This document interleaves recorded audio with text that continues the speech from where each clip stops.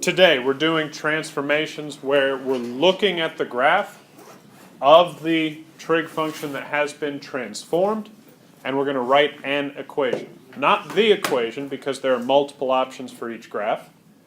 So, for example, we have 6 problems today. I could write each of these 6 as a sine function. I could write each of these 6 as a cosine function. Uh-oh. Do you need it in here? I'll get you green. In order to do this, we have to remember from yesterday that we had y equals a sine of b times x minus h plus k. That was the very last slide of the notes yesterday, where our amplitude is the absolute value of a. Our period is 360 over the absolute value of b, or if we're working in radians, it would have to be 2 pi over the absolute value of b. And then h tells us about a horizontal shift, k tells us about a vertical shift. So we have to remember all that. With that in mind, we can come back to this. We could write this as sine, we could write this as cosine.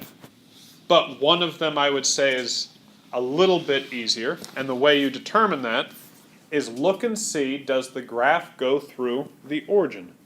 Yes. It does. And if it does, it's going to be easier to write it as a sine function, because for tomorrow you have to remember the graph of sine goes through the origin, the graph of cosine does not. So we're going to say this is sine. What has changed about it? We have to look and identify equilibrium, is usually where I start. My equilibrium here is the x-axis. How do you identify equilibrium? What's the max of the function? 2. What's the min? -2. What number's right between them? 0. That's where the equilibrium will be. So, we've identified that we're going to use sine, because it goes through the origin. We've identified the equilibrium. Since the equilibrium is at 0, we know there has not been a vertical shift. Since this graph is going through the origin, we're not going to deal with a horizontal shift. So there's going to be no h we have to deal with, no k. But amplitude in this graph is 2. Remember the definition of amplitude. What is the maximum distance we get away from our equilibrium? 2, 2, 2, 2, 2, 2, 2, 2. Maximum distance we get away from equilibrium is 2. So our equation is going to start out as y equals 2 times the sine. But has there been a change in the period? There has been. My period is now 180 degrees, not 360. So I know that that formula we had for period, 360 over b, that should result in 180, meaning that b must be 2. So my equation is y equals 2 times the sine of 2x. And just to illustrate here, that is if we wanted to use sine. I could also have said that this graph was y equals 2 times the cosine of, what is this going to end up being? Cosine would start at the maximum rather than the origin, and it would be shifted over to right here, which is negative 135. So it'd be 2 times the cosine of 2 times x plus 135 degrees. This is another option. Granted, I believe this would be the most common answer given, because the thought process to arrive there is a bit easier. Also notice how this is written. There's a problem in the homework where it's not written this way, where the b is not factored out in here. So make sure you guys are on the homework, make sure you're using your calculator to get the correct answers. Make sure you can put it in the calculator and have things match up. Number 2, where is my equilibrium? It's at 0. The middle, vertically, of this graph is 0, which means we have no vertical shift. Does this graph go through the origin? Yes, it does. Sure does, which means it's going to be a bit easier to probably use sine. What's the period of this graph? It's 720 degrees. So using our formula for period, 360 degrees over b should be 720. So what is b? 1/2. So we know we're using sine. We know there's no vertical shift. It's going through the origin, so there's no horizontal shift. We know that b is 1/2. There's only one other thing to worry about. Sine usually starts by going up and then going down. This one goes down, then goes up. So this is going to be y equals negative sine of 1/2 x. If you don't like dealing with the fact that a reflection like this, right, sine going up then down originally, if it switches, that's a reflection in the x-axis, which is why this is negative. If you don't like that, you could choose to see it as a horizontal shift to the left 360 degrees. Then sine would go up then down. So another way you could write this is sine of 1/2 times x plus 360. There are an infinite number of ways to write these equations. You need to only write one correct way. Does it go through the origin? No. No. Where's the equilibrium? Negative. Negative 1. Sorry. Oh. The vertical middle. So, when you're trying to find equilibrium, what's the maximum of the graph? In this case, it's 1. What's the minimum? -3. What's right between those two? -1.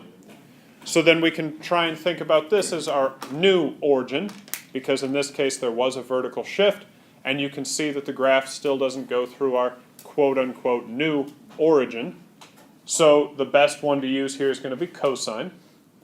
So we know there's a vertical shift of down 1. It starts at the maximum. What's the amplitude, though? 2. The amplitude's 2. And what's the period? 360 degrees. So there's no horizontal shift. There is a vertical shift, down 1. There is no change in the period, but the amplitude is 2. So my equation is going to be y equals 2 cosine of x minus 1. Number 4, we know equilibrium is there. We know the graph is not going through the origin, so let's use cosine. The period, how far do we travel on the x-axis before we start repeating? Pi over 2. So we know our period is pi over 2. Our formula for period in radians is 2 pi over b. So what is our b value in this problem? If you cross multiply and solve, you get that b must be 4. Getting tight. So we've changed our period. There's no vertical shift. There's no horizontal shift. Was there any change in the amplitude? I don't see it. No, the amplitude is still 1, 1, 1, 1, 1, 1, 1, 1, 1, 1, 1, 1, 1. So the equation, y equals cosine of 4x. That's it. If you wanted to be fun and interesting, you could choose to write it as a sine function with a horizontal shift, which would be sine times 4, or sine of 4 times x plus pi over 8. Because sine, instead of starting at the origin, would get shifted to the left pi over 8.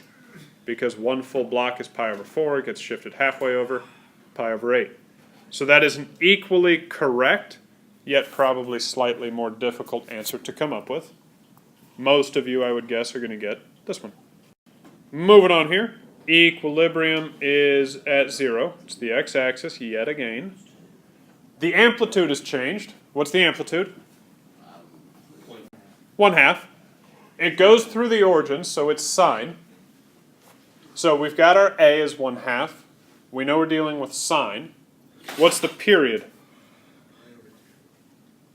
Period is pi over 2, just like it was in the last problem, so b is not going to end up being anything different. It's going to be 4. Goes through the origin, so it's sine. Amplitude is 1/2, so y equals 1/2 times the sine of 4x. Anything wrong with that? Yeah. Right. Sine starts by going up usually. This sign starts by going down. Right there. Which means we need a negative sign either place. Either on the 1/2 or on the 4x. And it makes no real difference which one. I'll just throw it in right there. There. Y is negative 1/2 sine of 4x. Another way I could have written this equation, if I wanted it in terms of cosine, is I could have said 1/2 times the cosine of 4 times x plus pi over 8. Where cosine starts at the maximum, but it's been shifted to the left pi over 8. And then there's going to be my graph. So both of these again are correct. Last one, equilibrium's at 0. That's a decent enough place to start. That's the only place. What's the amplitude? It's 1. Are we using sine or cosine? Let's use cosine. Let's use cosine. What's the period? So period is 2 pi. So an equation here. Y equals, there was no change to the amplitude, no change to the period, there's no horizontal shift, there's no vertical shift.